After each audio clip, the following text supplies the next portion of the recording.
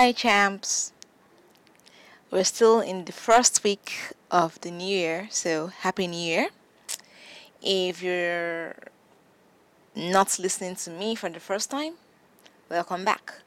If this is your first time listening to me, then welcome. My name is Frances Okeke. My topic today is more than words. More than words.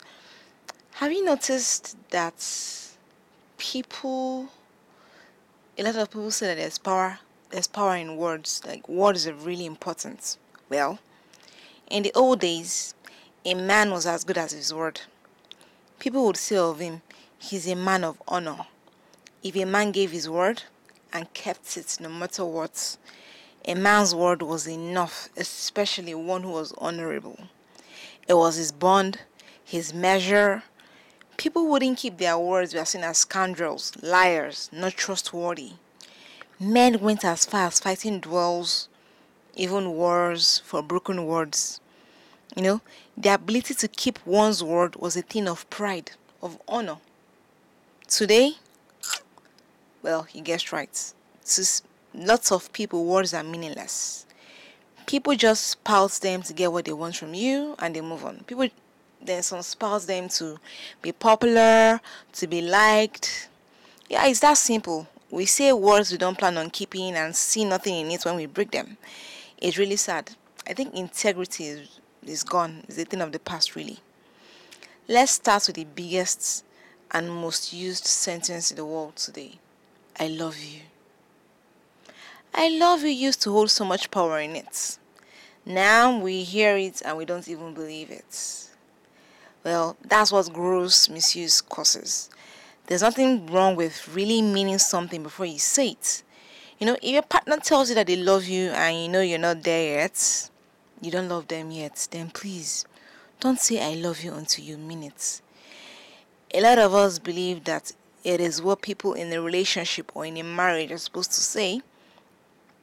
So people say it in all their relationships, even though deep down in their hearts, they know they don't love the person, and then a month later, the relationship ends. And the person they broke up with, when they close the door firmly to that person who they supposedly love, or do things to cause the end of the relationship, and then you start wondering, wait, I thought you said you loved me. How can you love me and leave me over something so minuscule, something that makes no sense? I think the real power in those words is to know the real meaning of the words itself, especially that word love. Know the power behind that sentence and mean it. If you understand there is power in the tongue and the word should be your bond, you'd wait a lot before you speak. She's my friend, you're my friend. The word friend is another one. It's kind of meaningless in today's society. You meet someone today and you think he's my friend when you don't even know twat about that person. That you laugh and smile with someone doesn't make them your friend. They are your acquaintance. Acquaintance, that word acquaintance has dropped off a lot of people's tongues. If you're like me, you get very skeptical when people think I'm your friend. It doesn't mean I have trust issues. Okay, maybe I do, but what makes us friends? What exactly do you know about me? When you see all my flaws and whatnot, will you accept me? Or that we're laughing and joking now makes us friends? Well, I really blame this on social media for helping us change the meaning of the two words friend and love. Because for this friend thing, like if I'm down in the gutters, would you really care? If would you be there, or it's just something you just see online? Oh, darling, and that's it. Don't even get me started on the birthday messages online. Some people even post stuff on WhatsApp or WhatsApp, what do you call it, and other social media sites, and they say on other social media sites, and they say, yeah, this person is my friend. They write long epistles about it, and they don't even reach out to that person personally. Maybe via phone call or go see the person on that particular birthday, or the person doesn't even know that they posted something Well, I'll save that for another day. Well, like I said, I'll blame it on social media for helping us change the meaning of the two words. Because you go online, you see this person has also thousands of friends on Facebook. I have practically 5,000 friends on Facebook. I'm maxed out. I had to delete some people, and then I realized that okay, yeah, most of these people don't really like me, and it's fine. I'm cool with it. I might post a picture and it gets like 20 likes, 30 likes, and that's fine, really. And I'm not bothered by it because I know half of those people don't, more than half, people that know me are like not even up to a quarter of, you know, my count of friends on Facebook. That we work in the same office and share jokes, laugh. That does not make us friends. Well, that word is gone. If you call someone your friend, then maybe you should act like one and not kill them and be the one to slander their name and character to other people. That's not friendship. Friendship is not just when the person is looking at you or when the whole world is watching. When the person is not there, do you defend this person? Do you? You know what I'm saying? Well, not everyone that says that they're your friend is, as most of us find out later. And some will do find out later. Today, today people take people's words with a pinch of salt. Well, maybe some people don't, but well, even contracts that are meant to be binding are not binding because people still break them. Example of contracts: marriage. You go before. I'm a Christian, so you go before God and you vow, to love, to honor. And you're the one cheating on this person. You're the one verbally abusing, emotionally abusing, and carrying out all sorts of abuse on this person. You swore, you took a vow to love, to honor, to respect, to protect. You know. Then when it comes to business relationships and contracts too, same thing. Contracts are not that are meant to be binding, like I said, are not even binding because people still break them. Most people are used to taking words uttered to them as nothing, while some lose it when people say yes now and turn around to say no later. Well, I'm one of those people. It used to piss the hell out of me. And such people go as far as cutting ties with such people who don't keep to their words. Because sincerely, every time they've ever lost their cool, if they sit down now and talking about it, it's when people supposedly trusted or they believe that will keep their word, as if as they tried hard to keep theirs, they didn't keep their word to them. It irks them every time. Every time I have issues with people who don't keep their word. If you say A, keep to the A, don't move to B or C later. That's me though. People say I take it overboard, but I don't like.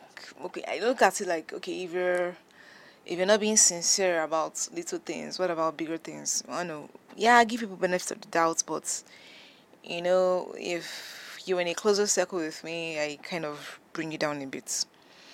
Because sometimes I don't understand it. Why people lie, why people do certain things that they do.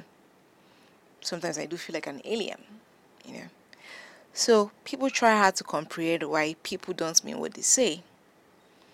So in today's world, it's just a way of life. A lot of people say things they don't mean. You see couples at the altar, all love you, all that, and when you hear what happens, you're like, damn, man. Well, one thing I believe, champ, is if we expect God to keep his word, why can't we, man, made in God's image and likeness, not keep our words to another man? I think it's a thing of respect, really. If God respects us as little as we are, we should keep our words. Us not keeping our words to people means we don't respect them. We take them for granted and we have no regard for them. That's how I see it in black and white, really. So we say we love God, then also about words, we say we love God. You know, if you're Christian or you're Muslim, and you say you love God, but then we disobey His commandments without feeling bad. We utter vows, but don't keep them after we say I do. I'll look after you. I love you. Well, like I always say, it's in human nature to be selfish, and a lot of people take or look after the I in us. We say what we think people need to hear to get what we need from them. If we don't hold ourselves to high principles and standards enough to make our yes, no matter what. Why should we expect our leaders to keep their words? It's a circle. It's a chain reaction, really, if you can call it that. I think if we can't keep the words we say to our children, we lose their respect and trust slowly without knowing it. It's that simple. Even if the Bible tells us there's power in the tongue, words do come out of that tongue. A life of friendship can be broken easily when trusted word is broken. So can a marriage, so can many things. Well, people say don't have expectations from people, but I'm sorry, in my own reality, I do. If I'm going to keep my word, that's the only expectation I have. You keep yours. I think it's the right thing, really. If I tell you I love you, then no, man, I'm going to fight to the end for that love. I won't just wake up one morning and say, you know what, I can't do this no more. I don't love you no more. I don't think love dies, but I'll stop it for another day. Well, well, we need to, all of us, we really need to work at it. No one has a gun to your head. If you don't mean it, then don't say it. Get some principle and discipline today. Respect people, respect the words, be a person of your word. When people look at you, say, yeah, I can vouch for this person. She said she's going to do it, she's going to do it. Teach it to your children, because it's really important the things our children and the young people around us, even our friends and our families, see us behave. Children, friends, neighbors, country, and the world will get right back on track and on the right track if we can keep to our words. So if a politician goes into power, he keeps to his word. Well, if I can't keep a word I say today and I get into power as in political office tomorrow, what do you think I'll do? You know? See, let me tell you one thing I've noticed about today's world. When you don't act the way everybody else is acting, or you try to do the right thing, people might call you stupid and laugh at you for always striving to say what you mean and keeping it, but do it anyway. It's between you and God, really. It's not for people. I think in the silence of their hearts, without them even telling you, to earn their respect for it. But don't do it for them, do it for you, and do it for God. Why not be different in a world filled with insincerity, pretense, and lies, and fake love and all that? I could go on and on and on, but in a few words, all I am trying to say, all the minutes I have spent talking, it's all, I can sum it up in this little sentence. Everything you say is more than words. Say only what you mean and can keep. That's all, champ. That's all. You know? So, as usual, thank you so much for listening to my thoughts. And I hope my thoughts on this have been able to help you somehow, as imperfect as they are. And do not forget that you're a champ. And I love you, but God loves you more. Till next time, my name is Frances Okeke. Bye.